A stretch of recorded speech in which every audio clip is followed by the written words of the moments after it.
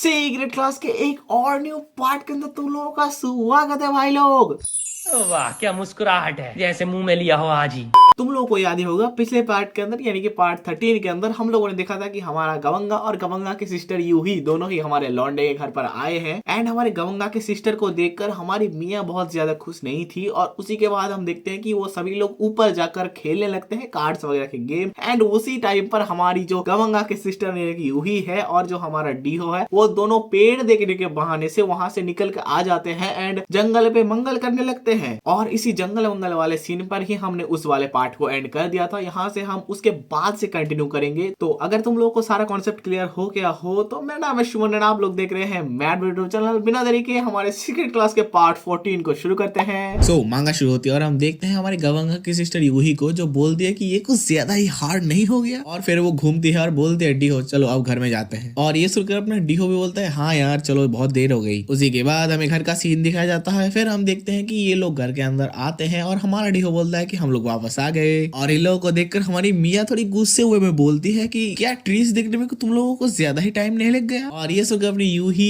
थोड़ी ब्लश करते हुए बोलती है कि ट्रीज को देखने के लिए थोड़ा बहुत तो टाइम लगता ही है ना। और ये सुनकर हमारी जूरी थोड़ी पोक करते हुए बोलती है कि हाँ ये तो है, it takes time to touch them, rub them and feel them for yourself. अब तुम लोग अपनी जूरी की ये सभी बातें सुनकर सोचे होगे कि साली जूरी ऐसी सारी बातें क्यों बोल रही है। तो हमारे डीहो और यूही के वो सभी सीन्स के बीच में हमें अपनी जूरी के थोड़ी बहुत पैनल्स दिखाए जाते हैं जहां पर हम देखते हैं कि हमारी जूरी इन तीनों के साथ खेलते खेलते बोलती है कि मुझे भी बाथरूम जाना है। और ये बोलकर वो वहां से निकल जाती है एंड वो निकल कर किसी बाथरूम पर नहीं बट किसी और जगह पर आ जाती है। एंड आई गेस अब तुम समझ पा रहे होगे कि अपनी जूरी क्यों ऐसी सारी बातें बोल रही थी। बैक टू द स्टोरी हम देखते हैं हमारा गवंगा बोलता है तो क्या मैं जाऊं ट्रीज देखने के लिए। और उसके बाद हम अपनी जूरी को देखते हैं जो थोड़े अंगड़ाइयां लेते हुए उठती है और बोलती है कि मैं अभी बहुत देर से खेल रही हूँ और मुझे अभी यहाँ से जाना चाहिए। और ये सुनकर अपना गवंगा भी बोलता है तो फिर चलो हम लोग भी जाते हैं। और ये बोलकर अपना गवंगा भी जाने लगता है। और ये सुनकर अपना डीहो बोलता है हाँ मैं तुम्हें थोड़ी देर बाद कॉल करूंगा, मतलब अपने गवंगा को कॉल करेगा अपना डीहो। एंड इसके बाद क्या होगा वो हम जानेंगे बट इससे पहले हम आते हैं अपने सियोल वाले अंकल के सीन पर जहाँ पर हम वही पतले वाले अंकल को देखते हैं जिनको हमने पार्ट 13 के अंदर देखा था। तुम लोग को याद ही होगा। वो बोलता है कि मैंने एक रूम रिजर्व करके रखा है। और इसके बाद अपना मोटा वाला अंकल बोलता है कि मैं इन सभी जगहों में खाना खाने नहीं आता तो मैं इनमें थोड़ा बहुत एडजस्ट नहीं कर पा रहा हूँ। मतलब काइंड ऑफ तुम समझ सकते हो बोलने की कोशिश कर रहा है कि कंफर्टेबल नहीं है। और इसके बाद हम देखते हैं कि हमारा वो पतला वाला अंकल बोलता है मेरी वाइफ अभी अंदर खाना खा रही है तो चलो जाते हैं। और ये सुनकर अपना अंकल थोड़ा ब्लश करने लगता है और बोलता है अच्छा सियोल ही, प्रोबेबली उस पतले वाले अंकल के वाइफ का नाम ही होगा सियोल ही। एंड उसके बाद हम देखते हैं कि ये दोनों अंकल रूम के अंदर घुसते हैं एंड हम देखते हैं कि एक लेडी स्माइल कर रही है और बोलती है बहुत दिनों बाद मुलाकात हुई। एंड उसके बाद हम इस पतले वाले अंकल के वाइफू को भी देखते हैं। भाई साहब नहीं यार तुम लोग मुझे बताओ ये क्या है भाई, ये अंकल के वाइफ्स इतने ज्यादा खूबसूरत कैसे है भाई। और हमारी तरह एकदम एग्जैक्ट सेम रिएक्शन हमारे अंकल का भी होता है। हमारे अंकल को ज्यादा ही ब्लश करते हुए बोलता है कि तुमको ज्यादा ही खूबसूरत हो गई हो पहले से। और हमारी वो लेडी थोड़ी ग्रीट करते हुए हमारे अंकल को बोलती है कि क्या ये कोई जोक वोक है, आ जाइए और यहाँ पर बैठ जाइए। और ये सुनकर अपना अंकल बोलता है कि मैं मजाक नहीं कर रहा, time has passed but maturity has only made you more beautiful. मतलब अपना अंकल ही बोलने की कोशिश कर रहा है कि जितना ही समय जा रहा है तुम उतनी ही ज्यादा खूबसूरत होती जा रही हो। और ये सुनकर अपनी जो लेडी थी वो बोलती है कि आपका शुक्रिया। और यून अभी भी सेम ही खूबसूरत है ना। यून मतलब अपनी मम्मी यून, उनका नाम आई गेस जून यून था, मैंने तुम लोगों को पार्ट 11 में बताया था शायद। और ये सुनकर अपना अंकल बोलते अरे नहीं नहीं यार मेरी बीवी तो बूढ़ी हो चुकी है यार, एक नंबर का दोगला साला। वैसे मैं यहाँ पर अपने अंकल को दोष दे तो नहीं सकता क्योंकि अगर मैं अपने मम्मी यूना को इनके साथ कंपैरिजन करूँ तो मेरे हिसाब से भी यही ज्यादा खूबसूरत है। मतलब भाई मम्मी यूना बूढ़ी तो नहीं हुई है बट इनके हिसाब से थोड़ी कम खूबसूरत है, वो अलग बात है। मथुरा दास, इससे पहले कि मैं तुझे गद्दार करार देकर गोली मार दूं, भाग जा यहाँ से। उसी के बाद हम सियोल के सीन पर आते हैं जहां पर अपनी मम्मी ऊना बोल रही थी कि खाना खाने का समय हो गया है। और उसके बाद अपनी मम्मी ऊना और भी बोलती है बाय द वे मियां कल रात तुम लोग बहुत देर तक जाग रहे थे तो आज जल्दी जल्दी तुम लोग सो जाना। और ऐसी बात हमारी मम्मी ऊना क्यों बोल रही है, जिन लोगों ने पार्ट 13 ठीक से देखा है उन लोगों को पता ही होगा। और ये बात सुनकर अपनी मियाँ भी मान जाती है, बोलती है ठीक है वैसे भी मुझे नींद पूरी भी करनी है और मैं खाना वाना खाने के बाद जाकर सो जाऊंगी। और इसके बाद अपनी मम्मी ऊना सू के पास जाती है और वो बोलती है कि सू कल रात तुम भी बहुत बहुत देर रात तक जाग रहे थे ना, आज तुम भी ज्यादा जल्दी सो जाना। और ये सुनकर अपनी सू बोलती है यार मेरे साथ फिर से डिस्क्रिमिनेशन हो रहा है, मेरे साथ ऐसा क्यों होता है? और कोई बात नहीं, मैं सो जाऊंगा जल्दी, आपको चिंता करने की जरूरत नहीं है। वैसे मैंने तो एक बार भी अब तक सू के साथ डिस्क्रिमिनेशन होते हुए नहीं देखा है। अगर वो जल्दी सोने को डिस्क्रिमिनेशन बोल रही है तो भाई मैं कुछ नहीं जस्टिफाई कर सकता इस बात पे। और ये सारी बातें सुनकर अपनी मम्मी थोड़ी ज्यादा ही खुश हो जाती है। वो खाना खाने बैठती है और बड़े बैठते बैठते बोलती है ओके ओके आज सब तुम लोग एक साथ जल्दी जल्दी सो जाना। एंड इसके बाद हम देखते हैं अपनी मम्मी उड़ा कुछ ज्यादा ही खुश है। तुम लोग मम्मी उड़ा का फेस का एक्सप्रेशन देख कर ही समझ पा रहे होगे कि वो कितना ज्यादा खुश है। वो बोल देगी डी हो आज जितना खा सकते हो खाओ क्योंकि खाना टेस्टी बना है और तुमने बहुत ज्यादा काम भी किया है। लिटरली क्या काम किया है इस लौंडे ने। और ये बात सुनकर अपना लौंडा बोलता है कि हाँ आज का खाना टेस्टी तो है। और इसके बाद अपनी मियाँ थोड़ी गुस्से में बोलती है कि मॉम एक मिनट रुको, आपने सिर्फ डीहो को ही क्यों ग्रिल्ड ईल दिया है और हम लोग बस राइस खा रहे हैं? इसके रीजन मैं बताता हूँ, क्योंकि अपने डीहो को तो आज शौक देना है ना अपनी मम्मी गुना को, इसीलिए ईल खिला रही है शायद।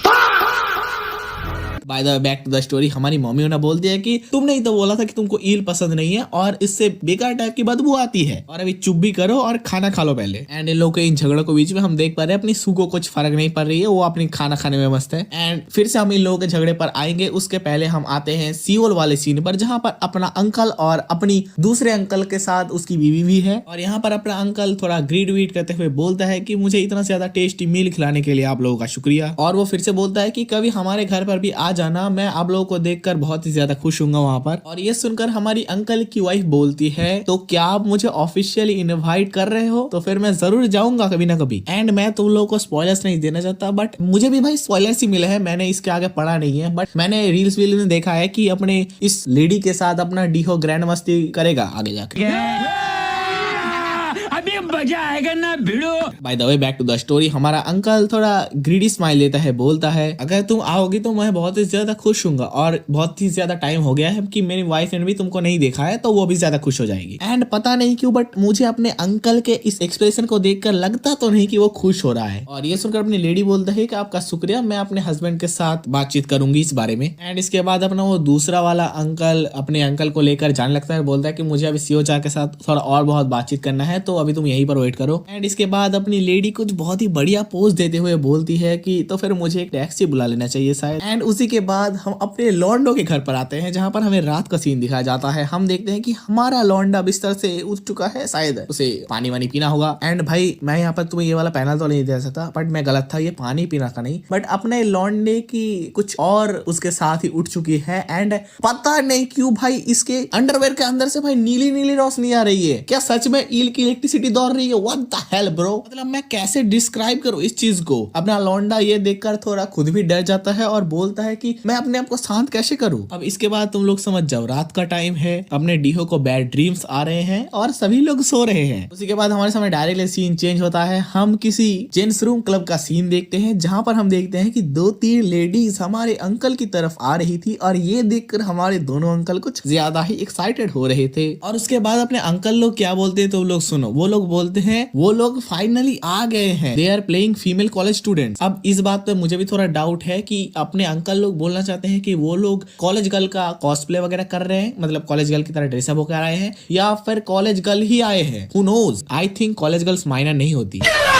और उसके बाद अपना वो दूसरा वाला अंकल आता है और वो बोलता है प्रीटी गर्ल्स मैं आ रहा हूँ तुम लोगों को हग करने के लिए। उसी के बाद हम लोग के सामने सीन चेंज होता है, हम लॉन्डो के घर पर आते हैं। हम अपने डीहो को देखते हैं जो अपने तकिया कंबल के साथ आ चुका है एक डोर के बाहर और वो डोर खोलकर बोलता है एक्सक्यूज मी। और अपनी मम्मी उन्हें अपने डीहो को देखकर नींद से उड़ जाती है एंड थोड़ी भी शॉक नहीं होती है बल्कि वो बहुत ही क्रिएटिव सा स्माइल देती है, बोलती है डीहो तो तुम आ गए। एंड इसके बाद मुझे लग रहा था कि मैंने पिछले वाले पैनल पर शायद गलत देखा होगा कि अपने लौंडे का नीला नहीं हो रहा है, तो भाई इस वाले पैनल पर फिर से हमें दिखाया जाता है कि अपने लौंडे की वो वाली चीज नीली नीली चमक रही है। व्हाट द हेल ब्रो, मैं तुमको दिखा तो नहीं सकता बट तुम लोग सोचो यार ब्लू कैसे हो सकता है यार। और ये देखकर अपनी मम्मी उन्हें बोलती है तो फिर ठीक है तुम यहाँ पर आकर बैठ जाओ। और इसके बाद अपनी मम्मी उन्हें बोलती है कि ये बहुत ही डेंजरस है जो तुमने कल किया था। अगर तुमको ऐसी ही कोई ड्रीम आ जाती कल जब तुम सो रहे थे, मतलब अपनी जब मम्मी उन्हें थी वो जब घर के अंदर आई थी तो वो देख रही थी ना कि सभी लोग एक साथ सो रहे हैं और अपनी मम्मी को लगता है कि अपना जब डीहो कुछ ऐसा वैसा सपना देखता है तो उसको करने का और समझ जाओ तुम लोग वो होता है। एंड अपनी मम्मी वही बात बोल रही थी। मैंने ये वाली चीज तुम्हें पार्ट 13 के अंदर अच्छे से एक्सप्लेन किया है तो मैं दोबारा नहीं बोलूंगा। और ये सुनकर अपना डीहो बोलता है कि कुछ हुआ तो नहीं है ना, तो चिंता करने की क्या जरूरत है। और ये बोलते हुए हम देख पा रहे हैं कि अपना डीहो बिस्तर के ऊपर जा रहा है एंड अपना लौंडा डीहो कुछ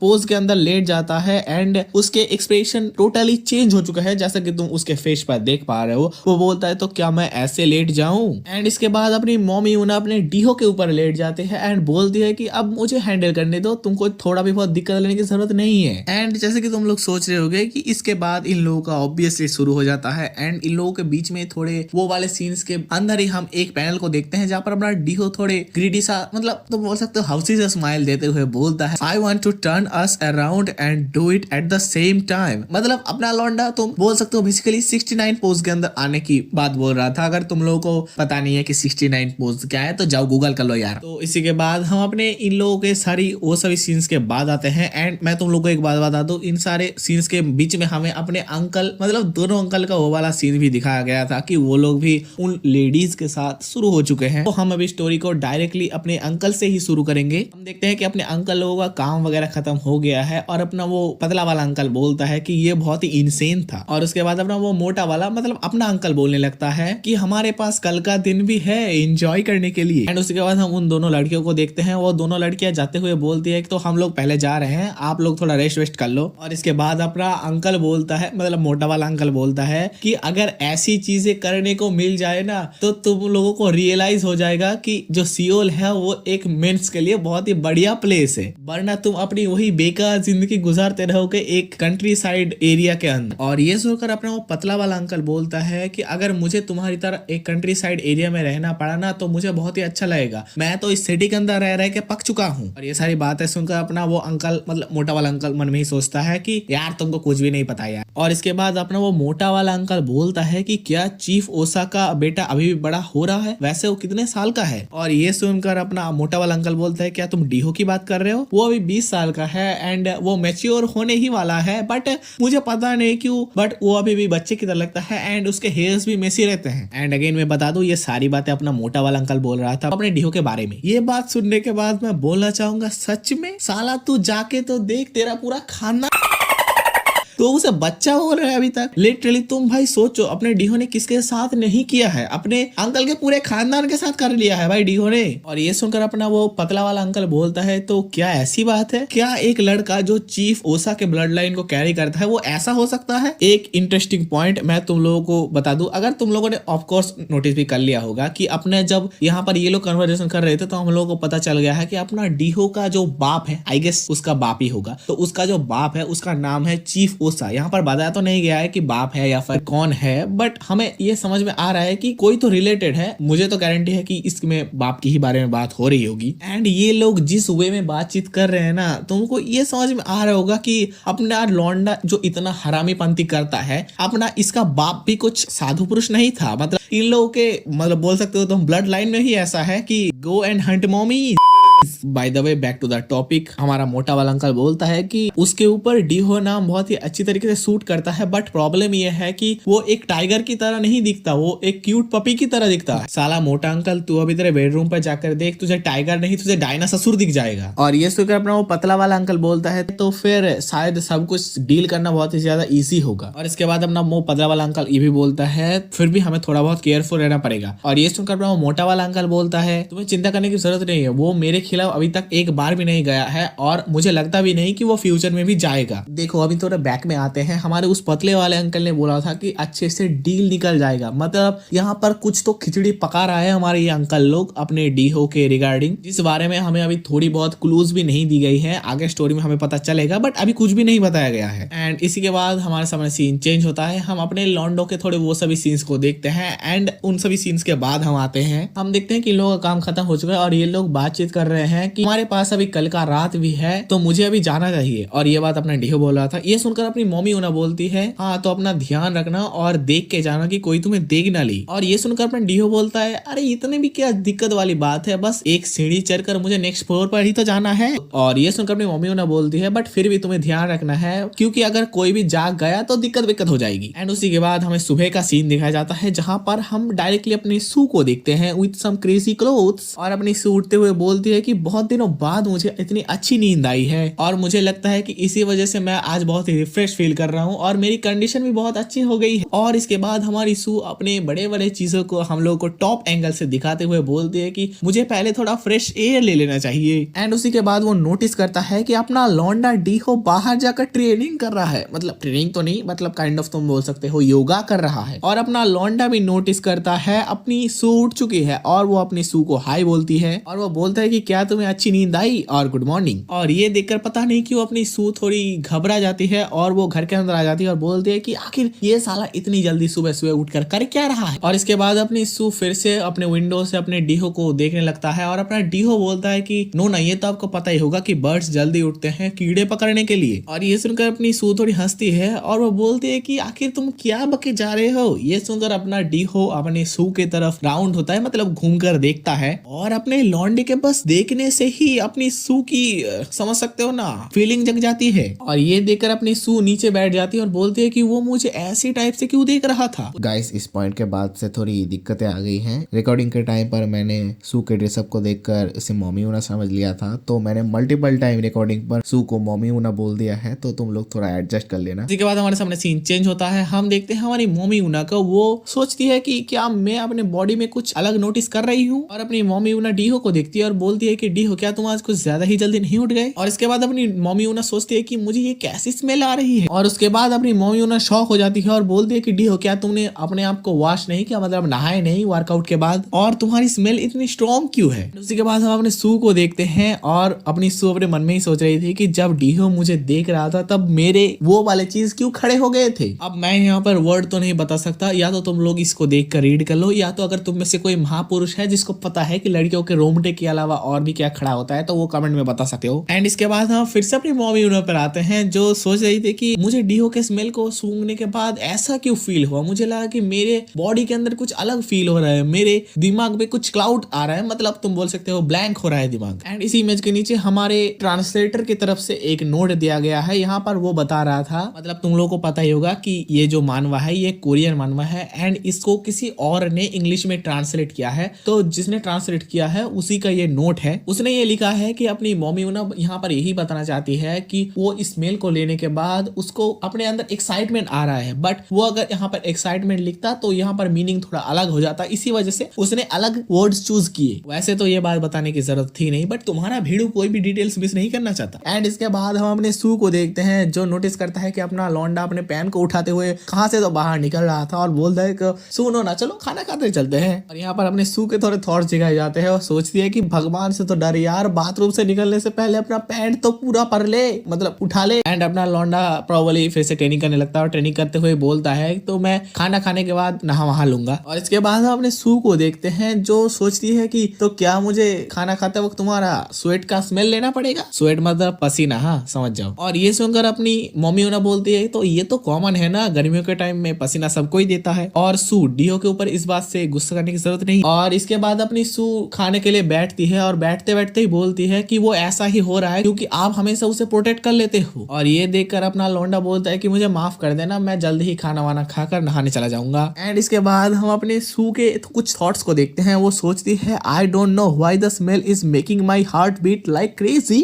एंड इस चीज से हमें समझ में आ रहा है कि अपने लौंडे की पसीने की बदबू अपने सू के ऊपर भी थोड़े बहुत जादू वगैरह चला रही है। हम लोग देखते हैं कि लोग खाना वाना हो चुका है और अपना लौंडा ऊपर जा चुका है और तभी हमारी मम्मी उन्हें बोलती है कि सू ऊपर जाओ और मियाँ को जगा दो। और इसके बाद हम देखते हैं कि अपनी सू ऊपर जाती है एंड शायद उसके नाक में और किसी भी जगह में शायद कुछ खाना वाना फंस गया होगा। तो वो यही सोचते हैं कि शायद मेरे नाक में या फिर कहीं पर तो खाना वाना फंस चुका है। और ये वो सोचते हुए बाथरूम के अंदर चली जाती है और वो सडनली शॉक हो जाती है। वो बोलते हैं कि तुम आखिर यहाँ पर क्या कर रहे हो, और उससे भी बड़ी बात तुम नंगे क्यों हो। और ये सुनकर अपना लौंडा बोलता है कि तुमने ही तो बोला था कि मुझसे बेकार बदबू आ रही है तो इसीलिए मैं यहाँ पर नहाने आया हूँ। और इससे भी बड़ी बात, मैं आ रहा था तब तुम ही बाथरूम के अंदर पहले घुस गई, मैं क्या करूँ यहाँ पर। और ये सुनकर अपनी सू बोलते है अच्छा मुझे माफ कर देना और मुझे पता नहीं था कि तुम यहाँ पर हो। एंड इसके बाद अपना लौंडा बोलता है कि क्या तुम दरवाजे को बंद कर सकते हो। इसके बाद हम देखते हैं कि अपनी सू दरवाजे को बंद कर देती है। एंड इसके बाद कुछ वही सीन्स आते हैं। हमारी सू सोचती है कि मेरे धड़कनें बढ़ रही हैं, मुझे मैंने जब डीहो को देखा तो मुझे कुछ अजीब सा फील हुआ वगैरह वगैरह। तभी हम देखते हैं कि हमारी मियाँ वहां पर आ चुके हैं और अपनी सू से बोले कि साइड हट यार, मुझे बाथरूम यूज करना है। और ये सुनकर अपनी सू बोलती है कि तुम अभी नहीं कर सकती क्योंकि अपना लौंडा डीहो अभी बाथरूम के अंदर है। और ये सुनकर अपनी मियाँ बोलती है क्या सच में। और इसके बाद अपनी मियाँ बोलती है कि वो इतनी मॉर्निंग के अंदर क्यों सावन ले रहा है। और इसके बाद अपनी मियाँ ये भी बोलते है तो फिर तुम यहाँ पर क्यों खड़े हो, ये देखने में कुछ ऐसा लग रहा है कि कोई पपी इस डोर को गार्ड कर रहा है। और ये सुनकर अपनी सू थोड़ी गुस्सा हो जाती है, बोलते क्या